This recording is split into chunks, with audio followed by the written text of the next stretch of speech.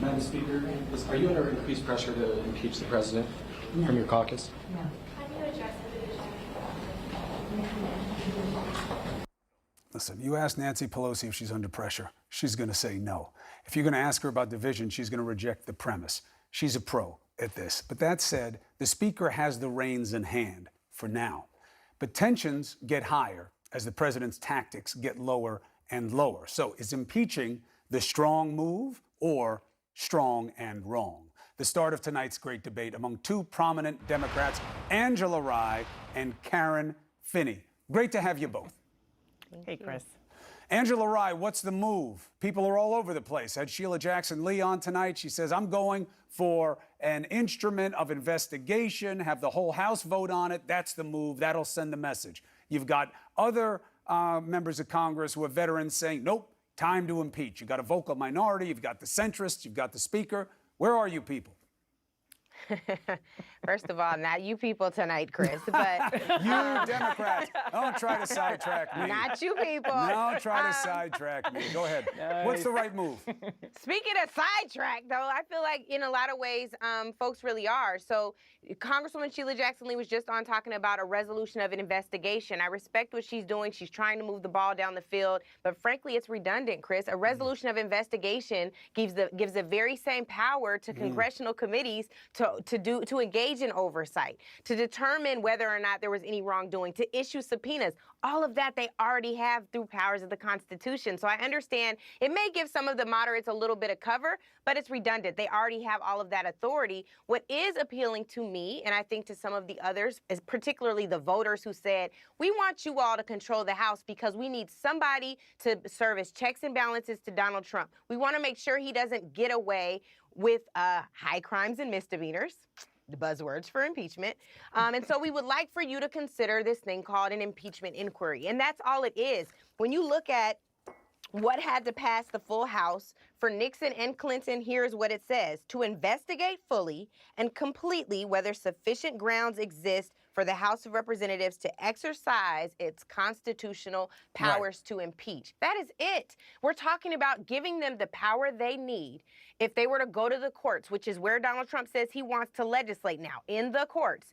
The Supreme Court has said they give broad sweeping authority, and there's a broadened scope for investigatory powers for Congress if there is an impeachment inquiry. That is not the same when it's regular legislative proceedings. That is why Bill Barr and Don McGahn have not had to show up. This only gives them the teeth and the power they need to do this. I'm sorry, I don't mean to filibuster, but I want filibustering, the but people it's all right. It's all right. I know the tricks. I have you on because of the tricks. They're all These good. are the facts. I want people to know. Be equipped, be empowered. And that's why I let you put it out there, because it's important for the audience, and thank you. But Karen, the Yes. analytical aspect of the information that Angela just put out there is once you go, you're gone. Once you go down the road of impeachment, you better deliver. Because what those 67% of the people in your party really want, who are saying they want impeachment, is removal.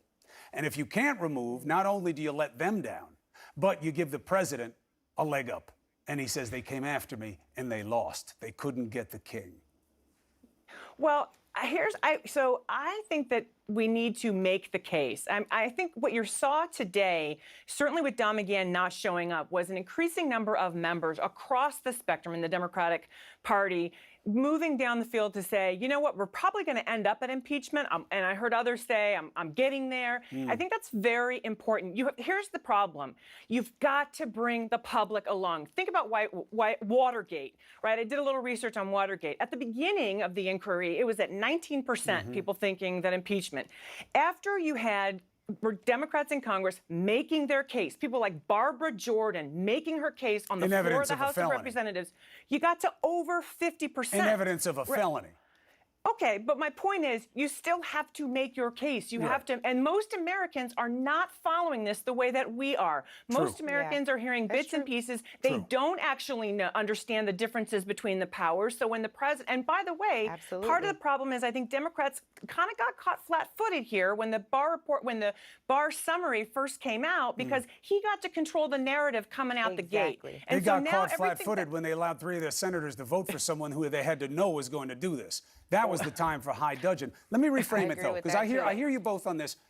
We're broad. Let's get a little bit more from macro to micro here. My consideration is this, Angela. We seem to be hyper-focused in the analysis on how to do this. is the better route who? Do you think they should go all in on getting Mueller? Because once Mr. Mueller testifies, the path forward will be clear. Either the American people will be like, oh, Yeah. that's why he put it the way he put it. Oh, I need to know more. Or they're going to be like, oh, all right, that's what I thought. You know, it just kind of was confused and mixed and political and whatever, and it's over. Why not just focus on getting him and letting the rest take care of itself? So, Chris, I'm so glad you asked. In killing the filibuster moment, you killed this particular moment. If there is the broader scope of a impeachment inquiry, they're more likely to get Mueller. That is a broadcasted moment. You just talked about this in this last segment, where if everyone can hear for themselves what's in that 400-page report that they're either too lazy or haven't had access or even the time to read. That is the time to do that. The only way, I believe, Democrats are going to get this information, the people in control of the House, is if there is an impeachment inquiry. I think Congressman Cummings said to Manu earlier that he's not able to get subpoenas even responded to. They're rebuffing all of this because they can until this goes to the Supreme Court. The only way they're going to be able to get this is with an impeachment inquiry. Period. If at all. So they're just wasting if at all. time. It's not automatic if they get that, but it's better. Not, Karen, but you wanted to get saying in. there's case law. Yes, I hear say, you. but You're right. There is case law. There is precedent on that. Go ahead, Karen. Yes. I think that's part of the point, right? Part of the point is Don McGahn didn't show up today. That's one data point.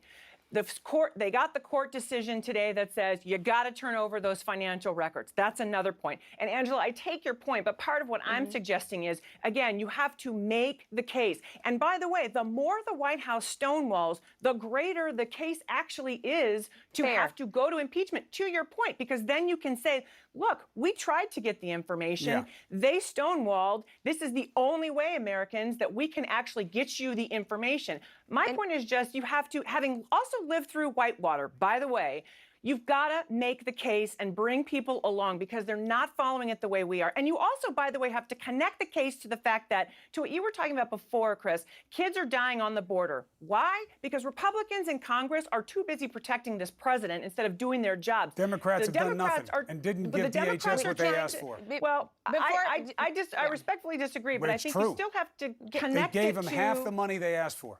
Can I just, before we Bring it on. do Those are the facts, one after another. Go ahead, Angela. What do you have? Before we do immigration, I just also want to point out that the White House counsel sent a letter to Jerry Nadler on May 15th saying the White House wasn't going to comply. Like, we have enough evidence. We have a redacted Mueller report that they refused to take out the redaction so people can really chew on that. We have a letter from the White House counsel saying they're not going to imply White House will not be providing any documents or information associated with your announced March 4th. That's my whole point, but I'm saying that we have moment after moment, case after case, no tax returns. They're not going to comply. I know, but if you do open the impeachment proceeding, even though you get the impeachment inquiry, as long as the word is in there, Angela, there's going to be a political cost. Karen, last point to you.